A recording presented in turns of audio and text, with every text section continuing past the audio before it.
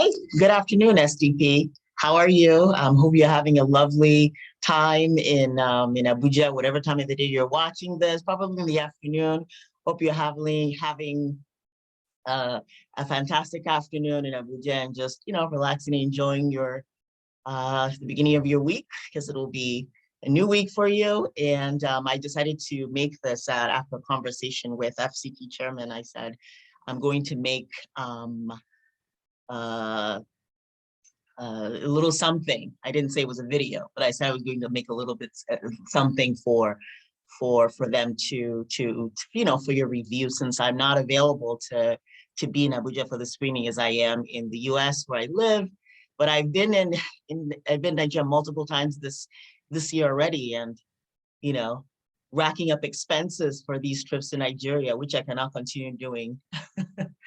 um, so as far as the time to be there for this, I am not able to do that at this time, but I will just go over my notes here and talk to you all in this way. So, because this is the only available format for me at this time. Okay, so let's dig in. Let's talk about it. So I was first not even going to do a written statement. I was just going to talk, but now it just seems I started writing and then it just didn't end. So we're going to do a combination of the two. So here goes. So outlining all the issues that we frequently lament in chanting that the country needs change and that we're not moving forward, or maybe we're even regressing. We find major issues in all the different sectors of the population's welfare. The issues of security is the biggest and most apparent, because we have to keep dealing with scores on a weekly basis. We have to deal on a weekly basis with stories about scores of people being injured or kidnapped or killed, just things like that spurring up. By unidentified assailants so much of the time. But the problems of security are just, they're just a symptom, and they're really closely linked with everything, with other problems in the country that that contribute to like instability and weakness of any nation, just instability and weakness of the state in general. So, if you look at our issues with the education sector, with employment, with economic stagnation, with infrastructure like electricity, and even food security, even hunger, it's not unlikely, it's not surprising that a country with those major problems, will have problems with security, will have just uprisings, because the allure is there for the young people. It's there for those who want to commit crimes, because in their communities there's no growth. There's no growth in so many aspects. There's no development in their life experience and welfare for the people. Some people will just resort to crimes. That's just, it's a given. So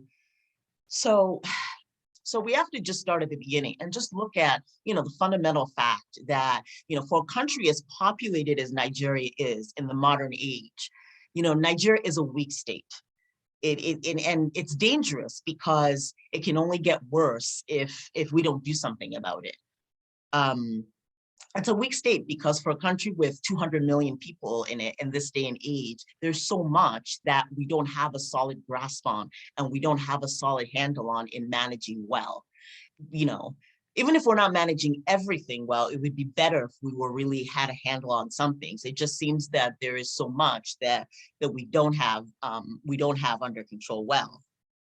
And it can only get worse if this, smart people or don't do anything about it, and they don't do the work of managing the place. And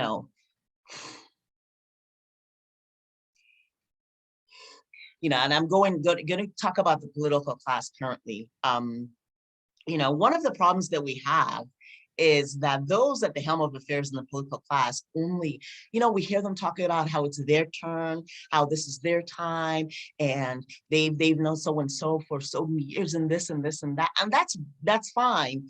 But, more more importantly, what is going to solve the problem? Who is going to solve the problem? The fact that it's they you know, we just have a political class that thinks of itself as being the whole country, as being, you know, as if like whatever's going on in that group is everything, and that's what everybody should pay attention to. Everybody should just pick a team, root for this team or that, or, you know, and we rarely hear what I want to hear. What I think that most Nigerians would benefit from is hearing them reflect on ideas for good solutions. You know, that would be a good thing to see. That would be, you know, a sweet thing to see them, you know, share ideas with each other and suggest things openly. You know, now that's a country that can be strong, you know. But as it stands, we can only be weak because the masses are just like, you know, they're not being affected or influenced by the engagement of the political class with them, and in solutions with them, and in talking to them, and in talking about solutions all the time. That needs to be happening all the time, because Nigeria has enough problems where we could talk about solutions from like 24/7, and we'd have new ones to talk about the next day, and new ones to talk about the next. It's that much. So that there's that much despair. So, you know, so if it remains the way it is, there's going to always be turmoil, because, you know, because the people won't be silent. They'll be prone to trigger. They'll be prone to just have uprisings and have turmoil, because there's no, you know, there's so much non-accountability and so much despair in just large amounts, in proportions that are huge, and you know, with the political class's refusal to key into solutions on a day-to-day basis, I mean, that's sort of the direct culprit of everything. And so far in 2023, it seems like not much has changed. It's not really shaping up to be any different, to be much different than previous election cycles. It seems as if, you know, they're just talking about the same things and talking about themselves, and you know, it'll just stay the same. It'll keep the turmoil and things like that will probably be in an uptick, probably stay in an uptick. And in my view, it's everybody's fault. It's everybody's fault because we feed into the madness. We pretend to that, enabling the political, you know, enabling those few politicians who just want to do their thing or whatever. That enabling that is somehow promotion of peace and stability. We play into this game of like, everybody just be quiet and just let, you know, Buhari or whoever do nothing. Everybody just be and let you know, them do basically nothing, just parade themselves around or whatever, because that's their focus. And if everybody just, you know, behave themselves and shut up, there will be no wahala. When in reality, you know, the uprising is not the cause of the dangerous environment. They are the actual cause of the environment. So it's almost like, you know, the people are made to feel like they are the problem, and they need to just shut up and calm down and let Atiku do what they like. Let whoever's been there around for a long time and wants to do things or so, and just let them do what they want, and everything will be calm. But it doesn't work, because their insistence on governing in a way that just kind of loots the government, and, you know, and doesn't attend to anything that the people need. That is kind of a violence of its sort. I know they don't, you know, maybe we don't talk about that. That is a kind of blood sucking of its sort. So that blood sucking leads to all this sort of earthquake issues, so because they're sort of the cause of the dangerous environment, it doesn't really make sense to say, well, everybody just shut up and let them be them, and then everything will calm down, because that's impossible. There'll always be So there'll always be, instability at the bottom if you have that sort of thing, because the souls of the people will not stay quiet. They'll tremor naturally, because that'll just be the reaction to that. So in a way, what makes more sense and what the country needs to get is to actually allow more uprising and more shaking at the top, because that'll pave way for more stability at the bottom. So this is an environment Nigeria should actually welcome and actively invite candidates that have something different, something more to offer, and care to save the people, instead of just like maintain their political, class, maintain the fact that they're there and they need to be there next cycle, and they don't, they actually should welcome more conversation and more stimulation and more shaking at the top. So you can so that way, the problem solving ideas and feelings and thoughts will come to the top. And people who don't care to solve problems, who just want to parade and do this, that'll be fall more into the shadow. And that makes more sense. And the public, the people will benefit from that too, because they're getting to hear ideas and visions, and that'll educate them too. They're getting to hear stuff and be like, yeah, well, I was thinking this too. And that'll educate them too. And that'll inspire and support them too. But right now, what you have is people who want everybody else to shut up and be quiet, but they're starving them of vision. They're starving them of hope. They want them to be quiet, and they will complain if they stir up. But the thing about it is, poor countries need more hope and vision than rich countries, because they don't have everything they want all the time. They don't have everything at their fingertips all the time. So they need something to hold on to. They need to see, okay, where's this going? Where's this going, Madam Elizabeth? Where's this going, Sir who-and-so? Where is this going, Your Excellency? They need to be able to hear that. They need someone who will say, okay, so we were thinking of doing this and this and this, and we'll see how this goes. And you know what? They need to hear that all the time, because that'll keep them. They need to tune into that and hear that. And that'll make them think, okay, maybe this is what I should do then, or maybe this plan will help. They don't need to hear that you've contested 7 times and it's your turn, or other things like that. It doesn't, it doesn't change it doesn't save anybody. It doesn't do anything, What that demands of you, what your longevity demands of you, is that you have ideas that we can hear, or you have the ability to pour that experience into the generation that's coming, that's next to you. That's what that requires of you. It doesn't require of you to say that now it's your turn by all means, or that it's not a job of entitlement, it's a struggle. And it needs to be seen as a struggle. You're struggling on behalf of the masses. That is the job.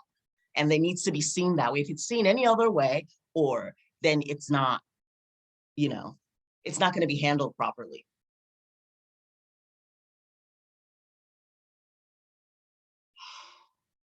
Nigeria will be whole when it's ready, when it's willing to shake things at the top and hear and organize steps that it needs.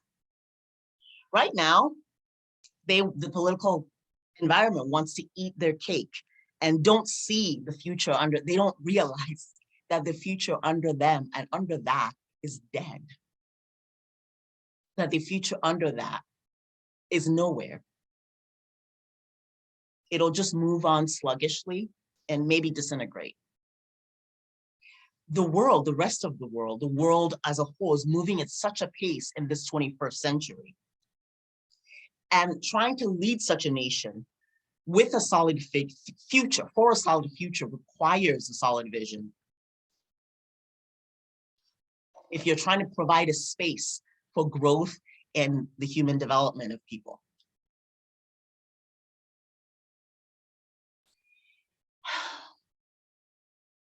We're wise enough to make good choices.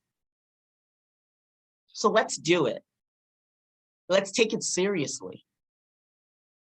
The country has been through so much already.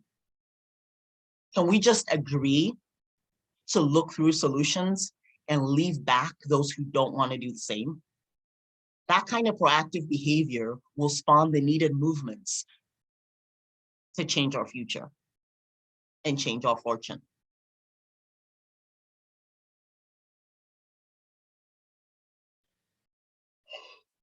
So first things first, the whole issue with the ASUU strike, I can't handle that. We have to take the education of our youth seriously, because that is the bedrock of our society, especially since we have a younger population that's a huge percentage of our population. They will care about the impact and the meaning of their lives and the lives of their peers, the lives of their age mates, if the educators and government and others in older generation, if they take them seriously. If they see that that is taken seriously, they will take each other and those around them more seriously. But if they're ignored and treated as if the university strikes don't mean anything, and they hear the political class just talk about other things, we're sending messages to them. We're sending them messages that it doesn't matter. It doesn't matter that they're out of school. It doesn't matter that universities are not in session. It doesn't matter that teachers and lecturers are on strike for months and months. No one cares. We just care about whose turn it is to do what and to support it. And our group, our clique of whatever, we're in is going to share the funds. That's it. That's what matters. We want to know who's going to occupy which post and who's going to share what. And then we complain. And Buhari has the nerve to say that the youth want, he said that a few years ago in the last election cycle. I still remember that in the last election, something about them being, it's the young people that are just like unmotivated or lazy or something like that. As if as if he cares about, as if they have any schools to go to, as if when their universities on strike, as if they care, as if they don't just let it languish. And they're surprised when they're lured into crime. Well, they just need to behave better. Well, who's looking after them? Who's watching out for them? Who's making sure that there's schools for them? We love playing games with their lives, and then we complain when they misbehave. In modern countries as big as Nigeria, if the education is in trouble, people take it seriously. If they treat it like a national emergency. There needs to be meetings. They need to be on the phone all the time with the union leaders and the student leaders, daily and hungrily. It needs to be dealt with hungrily until the situation is resolved. What are the options for resolving the matter? Which members of the groups at issue can make concessions? Which concessions need to be made? The government should have a vision for education too. What do you want them to get out of it? Why, and how do we get them to get that out of it? What kind of deals do you need to make sure that they're making progress? So that everybody's doing their best and doing their part to come to an agreement, so that the real goal is satisfied and we're accomplishment of the students at the center of the goal. The center of the goal needs to be, what do you want that generation to accomplish with their education at this time, and how do you hurry up and get that? Let's hurry up and get these kids, get them to have a future and get out there and know what they need to know to pump their knowledge and their wisdom and their attention and their goodwill into the system, into the economy. That needs to be a priority, because there's so many of them. They're just going to become problems if people don't attend to that. It needs to be #1 priority. Treat them like they're your own children. Think about how you treat your own children, how they're making sure that they're on path is of importance to you.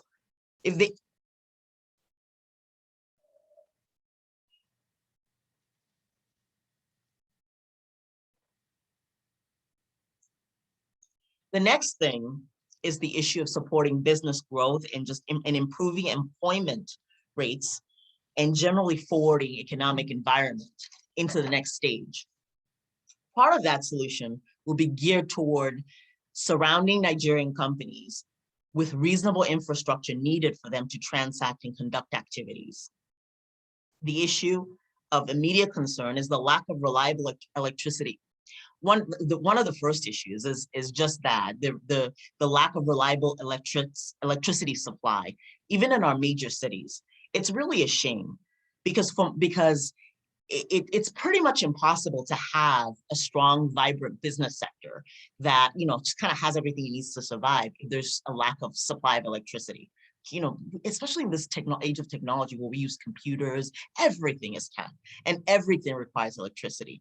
So it's kind of one of those things that, I would think by now we would have some cities, maybe not everywhere, but maybe Lagos or Abuja would have electricity at least 10 hours a day. Maybe those cities, let's guarantee. That way there's at least somewhere where people can go where they know that they will have that for sure. But to me, on all this time, it just has not gotten enough attention. It just has not gotten enough of our focus. That's why it hasn't been done. That's why nobody has sat and insisted on it, because we're backward without that.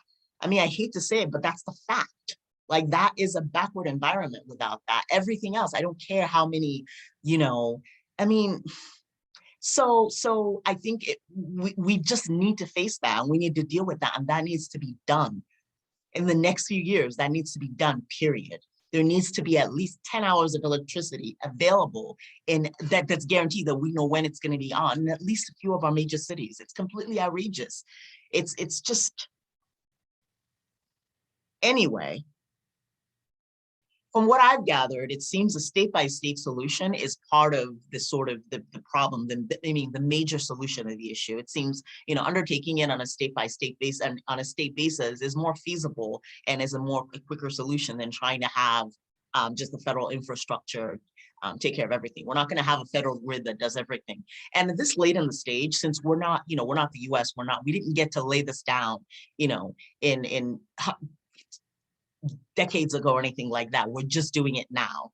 So if that's the state, if that's the state of things, we need to embrace solutions that make sense for the present, that make sense for the 21st century, that make sense for a city that's just starting to do that stuff now. And a national grid for the entirety of Nigeria, that's not what makes the most sense for an environment that's just starting to do that now. An easier solution is to break it up and have different states take it on themselves and partner with the sort of private companies that'll do that, and just kind of hack out solutions themselves, negotiate the best way to do it. And it'll also be, probably the best thing to have in a combination. Use the infrastructure that's already there, build some new ones, combine sort of old forms of technology with new things like the, solar panels and whatever else. Just combine old solutions with new solutions to just like cover the basis, cover the entire area, the entire government area that you're responsible for, and just take care of it in that way. And if we sort of break it down in that way, we can definitely have, parts of the country that have a solid grasp on it and have it solidly done. That we can get done. And that is, I will see to get done pretty much right away.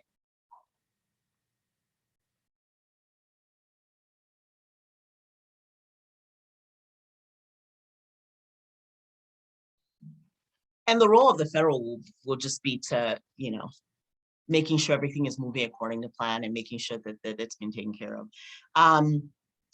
So another thing that helps with just improving the business environment and improving the economic environment is making sure that we have good transportation and other basic amenities that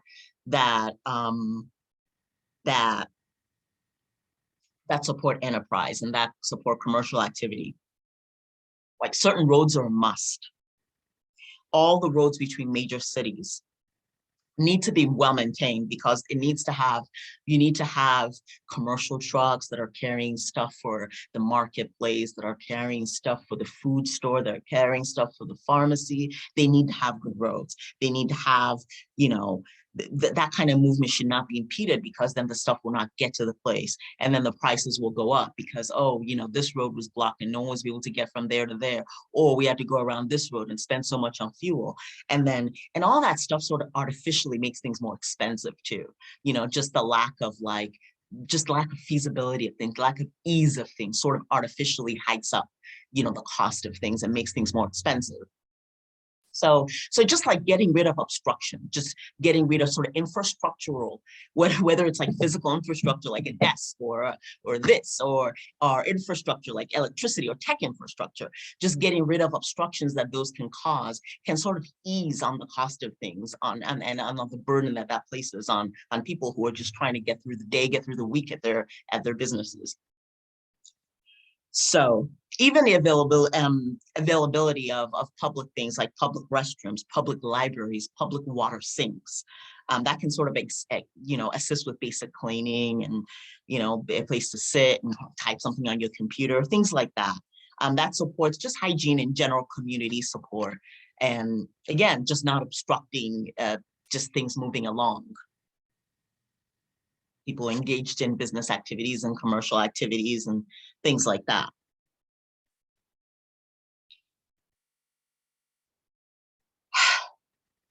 And then finally, all sorts of business and personal development programs should be publicly available and conducted regularly for people to develop and learn more outside of the traditional classroom setting. So even when they're done with university, or maybe they didn't go to university, or maybe they didn't even finish senior secondary school, whatever their condition is, for the adult population, there should be sort of public community centers available so that people can go there and access, useful information and ideas and things like that that can help them with their personal growth, so that they can generate possibilities for themselves, and they can sit there and they can, so maybe they're doing this at the marketplace this week, and they were just wondering, I was going to expand this part of my business, or maybe they're doing that at the shop. They think I was gonna expand this portion of what I was doing, but I don't really know how to do that. Do you have any ideas for that? Or maybe this kind of technology, I was thinking that maybe this will help me to do this better at this kind of store, to do this more, things like that. Like, so people can have access to things like that. They can hear ideas about things like that to help themselves grow and to help themselves know that, there's supportive mechanisms, and there's somewhere they can go and ask questions and share ideas with each other. So it's not only the government people that need to share it, even the regular people need those sort of centers for just community education and business support and things like that, so they can get things moving along to those kinds of things. Also support them, it just supports their sense of ownership of the country, and improves citizenship, and improves love and heart and citizenship and things like that. So those are good things to do. So we should try to do things like that too. So these things are just a scratch of the surface. There's so much that demands focus and heart in our attention. But and we can do it. We just have to decide that that's what we want to do. And if we have it, we have what it takes. We have the people who care, the things that, so if we do that, we will prevail. I'm sure of the bright future ahead. I can see it. So let's get to work, and the glory will be upon us. But the glory will only be upon us following the work, following that last struggle. Following that last struggle, the glory be upon us, all of us, not just some of us, That's not real glory. The glory is really upon us when everybody feels it and everybody is shaking. Not the earthquake of turmoil, the earthquake of of bandit attacks, or the earthquake or whatever, but the earthquake, the shaking of glory, the type they have in heaven because they're just shaking because they're just so happy. That one is the one I'm waiting for. We're going to see it. All right, God bless you. Thank you for your time.